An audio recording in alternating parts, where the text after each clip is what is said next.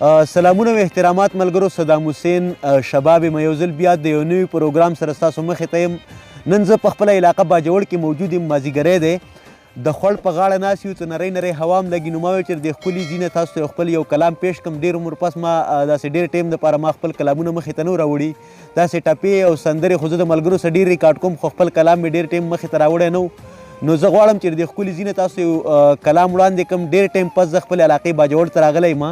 موسم هم ډېر ښکلی دی او مازدیګری هم دی. نو زه هم چې دې ځای نه زه تاسو ته یو کلام وړاندې کړم، خو د روایتو تر مخه د کلام نه مخکې یوه ټپهیزه وړاندې کوم. وایي د مینې کار کوه په کلکه، ټپهیزه ده وایي د مینې کار کوه په کلکه، او یره به نه کړي زړه ډاډه کا، په ښکاره راشه جوړه وکه. وایي زما د زړه د باغ ملکه، د زړه په څوکه مې پولۍ ولاړې دینه.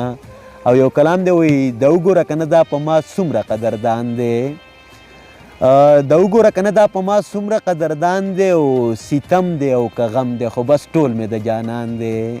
او په یو نظر یې مرمه په بل بیا را ژوندی کېږم، په یو نظر یې مرمه په بل بیا را ژوندی کېږم. او چې څومره ستمګر دی والله دومره مهربان دی. او ځوانانو لوپټې واخیستې پیغلې شوې سرتورې. په دې شعر باندې سوچ کوئ. وایي ځوانانو لوپټې واخیستې پیغلې شوې سرتورې، او راځئ اوس تماشې کوئ دا نوی پاکستان دی.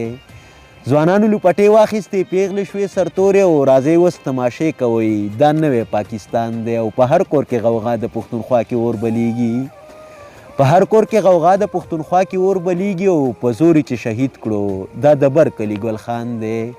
او ښکاره مو قتلوي د شهادت مرتبه راکړي، ښکاره مو قتلوي د شهادت مرتبه راکړي. او ای بس ته موږ ماف کړئ شهادت کې مو تاوان دی.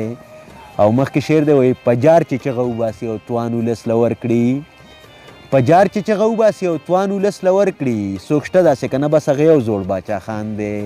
او رښتیا خبرې پرېږده ګنې سر به خورې شبابه، رښتیا خبرې پرېږده ګنې سر به خورې شبابه. منصور په دار ختلی او جوړستا هم دارمان دی.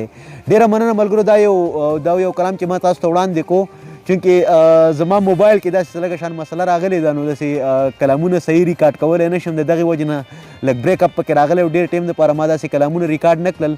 او زه وخت په وخت داسې چې کله زه د چا سره میلاو شم، په پېښور ته لاړ شم، د شوکت سواتي سره ناسته کوم، افسر افغان سره یې کوم، حبیب نواز انقلاب صاحب سره، د مختلفو ملګرو سره زه ناستې کوم. او ستاسو لپاره ستاسو د خوښې داسې پروګرامونه کلامونه داسې کلامونه زه راوړم چې په هغه کې څه میسج کنوی کېږي، ترې زده کړې خبرې پکې.